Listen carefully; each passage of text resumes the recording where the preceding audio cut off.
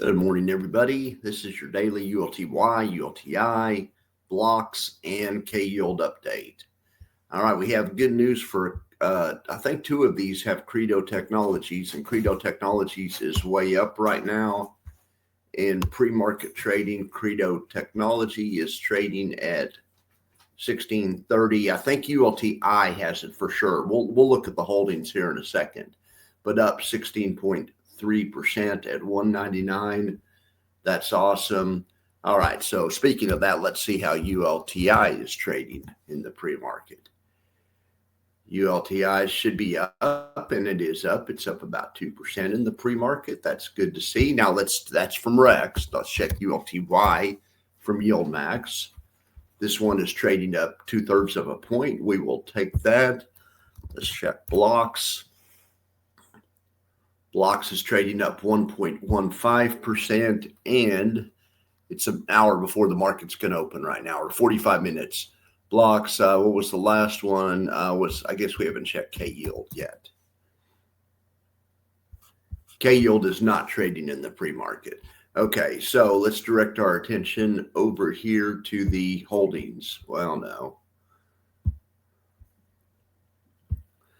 Let's direct our attention here. Okay, so here's yesterday's performance. Yesterday ULTY was down 1.8. Blox is down 3.4. ULTI from Rex is down 3.3. K-Yield is down 1.4. Here are the comparisons. The best looking one out of all of these, again, well, it was actually GPTY yesterday, but QLDY looked really good as well. All right. So now let's check. And also WPay looked really good. WPay was down less than any of the divas, any of the diversified divas. All right, let's check. Well, let's look here at ULTY. Okay, this is from YieldMax. They're currently 11% in cash, but they have about 17% of their portfolio on Bitcoin, IBIT, Coinbase, Circle, and HUD. As far as the option positions go, pretty standard stuff for ULTY. They have on three-leg callers. In an instance of that would be Alcoa. They've sold a call and they've sold a put 9,200 times. So that's a short strangle. They own stock, so that's a covered strangle. But at the same time, they bought twice as many out of the money puts as the calls and puts they sold, or as the shares they own. Well, that gives you a caller. So they have a three-leg caller on an Alcoa. They can't lose any money under 37.5. So let's go down. And on some of the positions, in Coinbase as an example, they don't do the third leg. They just sell a call and buy a put. But in any event, their loss is limited under $230 in Coinbase. And that's pretty much the way it goes with all of them. Morgan Stanley and the less volatile ones, they'll run the three-leg strategy to get a little bit of extra yield, selling a call and selling a put to buy an out of the money option. It's the same idea. On the more volatile ones, the less volatile ones, they run a three-leg strategy. Typically on the more volatile ones, they run a two-leg strategy. Let me see if I see anything else in here that looks interesting. Like SoFi, for instance, is just standard two-leg strategy. They sold a 28 call to buy a 23 put. So they don't have any loss exposure to the price of SoFi under 23. All right, so now let's go down to ULTI. Now, these guys actually made some changes. They deployed a bunch of cash. They were 30% cash, and they've gone down to only 12% cash. Good job. They've added some positions. Here's their additions yesterday. MicroStrategy's Credo. Look at this. So that was good timing on their part. Riot, Vertex, Viking Therapeutics and Joby Aviation. But Credo was a good time to get some of that because it didn't move until after the bell. The announcement came after the bell, and so these trades happened before the bell or during the day. These trades happened sometime during the day. Anyway, it was a great job adding Credo. We'll just look at this one trade. So on Credo, these guys have on a 3-leg strategy, a 3-leg overlay. These guys are, let's see, these guys have sold a put spread, plus they own stock, so that's a lightning spread. And then in addition to that, they have sold a call spread. So it's a 4-leg standard, their standard overlay. Now the stock's trading at 199 right now. The top leg of their call spread's at 210. So, but you don't need to go over the top leg. Here, let me show you. Okay, here's the option strategy they have on. Here's the 4-leg overlay that these guys have on. They own Credo shares. They sold the 177.5 call. They bought the 210 strike call. They sold the 177.5 put, and they bought the 145 strike put. Now, this is they did not callerize this trade either. They do not have double. They do not have double puts. If they would have had double puts, their profit and loss graph at expiration would have looked like this, but they would have received less credit. They're running a non-caller version of this trade. So they have on this trade right here. In any event, it worked out for them. They did have loss down to zero, potential down to zero, but this thing went up. So these guys are good. Now, the problem is it's trading at 199 right now. Maybe it'll go up once the market opens and get over 210, possibly. Maybe also, the other thing is it really doesn't matter because I don't think they'll hold it till then. Because if you look at the profit and loss graph right now at the open, or here's the profit and loss graph at the end of the day. Let's say they do something, by 2 o'clock this afternoon, let's say they do something. Well, right now it's trading at 210. So they're going to be up about $3,500 per contract, and they have 18 of these. So let's put this on. So there they are. They're long 1,800 shares. Plus they have this overlay. They brought in a credit of around $34,000 that goes to pay the yield, but they still make and lose money about like a stock does. When this opens at 200, they'll be up about 48,000. And if it keeps going up, by the end of the day and go, it can be worth more, but it can also be worth less. They pretty much have a similar profit and loss risk and reward graph to stock. If they hold it till expiration and it stays at 199, they'll make $46,000. And that's in addition to that includes they received a $34,000 credit up front, but the whole trade will be worth $46,000 at expiration. But you watch, they'll probably adjust it before then because, we'll see what happens. All right. So back to this. Anyway, that's a good job for those guys. I'm happy for them. K-Yield, these guys, no significant changes. They have the same old. They have Teradyne.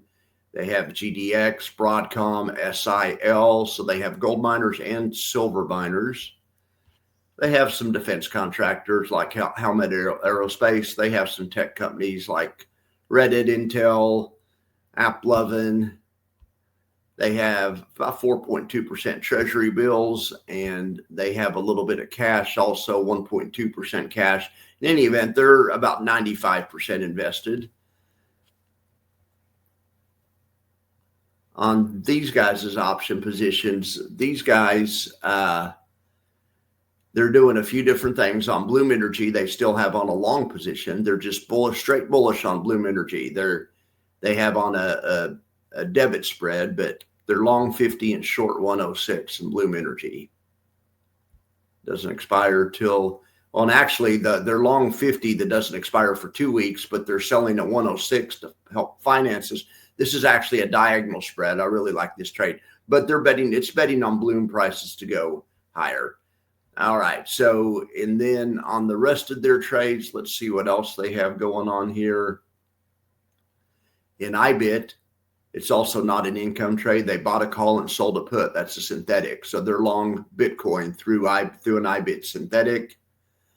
And then on the Qs, they still have on this long volatility strangle. They bought the 637 strike call, bought the 570 strike put 27 times, and they don't own the stock in the Qs. The Qs are not one of their stock positions. It's just an option position. So that trade is a hedge. Yeah, it's not a stock position. That trade is a hedge. If the market goes way up, this trade will make money. If the market goes way down, this trade will make money.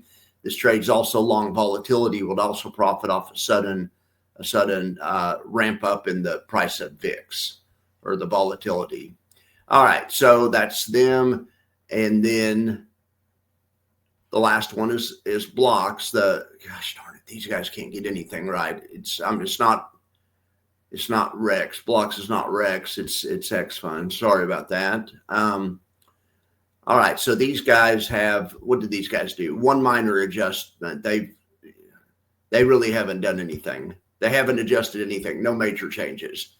They still have, 38% of the 39% of the company in HODL, FBTC, and ETHA.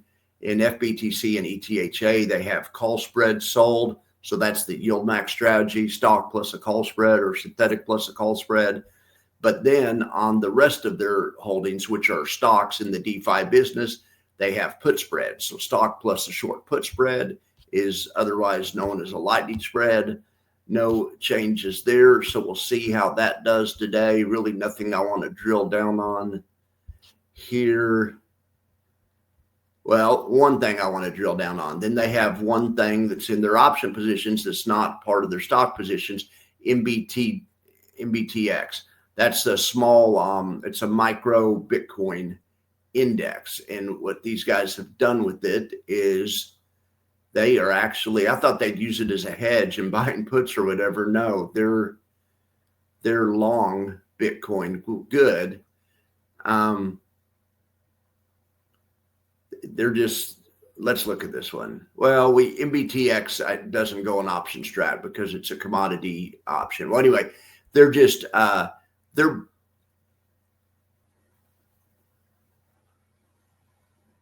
they've sold the 215 strike call, but they bought the 225 and 230 strike call behind them. So that's a call spread, but they don't have stock in this thing. So that's actually a bearish position.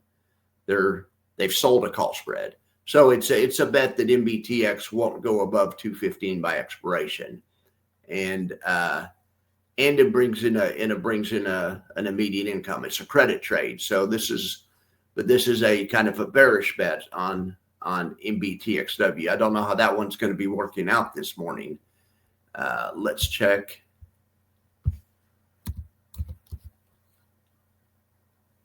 Micro Bitcoin futures, the Micro Bitcoin index. Let's look at candles. I was comparing some other stuff. Just ignore that. Just look at the candles. Well, shoot. All right. There we have it. I took the other stuff off there.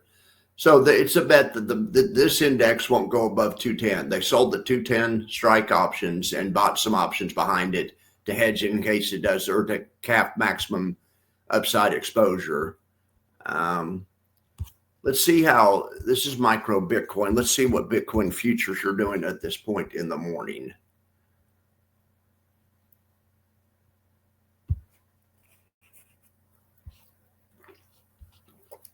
Oh, they're up 2%, but those were pretty far out of the money. So those were about 5% out of the money. So it would take them more than up 2% to make that one go in the money. We'll keep an eye on that. I'll look at that and we'll know more tomorrow. So once again, let's check the pre-market action. Blox is up 1.35.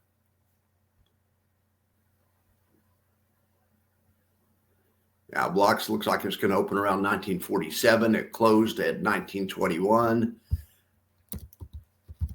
I like to hear that. I have Blox myself. I don't have any ULTI, not yet. Probably be a good time to get some. any event, it closed at 1716. It looks like it's going to open around 1750. I have plenty of this one. It's still my biggest holding, maybe my second biggest holding now. This is ULTY from YieldMax, and it's going to be up. So it looks like it's going to open around, closed around 39.56. Looks like it's going to open around 39.84. And then, of course, K-Yield. K-Yield does not have any pre-market trades going yet. All right, so that's all I have for you this morning. We'll see how they all do. On a rolling basis, they're all still underwater, but so we need, ULTY is underwater since October 31st, nearly 20%. Blox 21.27%, ULTY 30%. So we really need a couple of updates, like 5 or 10 updates in a row to get these guys out of. It may not take that much, but we need some good bullish action to make their returns go positive. To be fair, all the other ones that we're comparing them against, WPay, QLDY, LFGY, GPTY, none of those are up on the month either. So, and the indexes aren't up on the month either. If you it'd probably be most fair to compare these divas to the Qs or to Bitcoin, but the Qs and Bitcoin have had a bad month. In the same period of time, since October 31st, even the Qs are down nearly 2%. So we'll see how that goes. All right, guys, I'll talk to you guys later. Have a good day.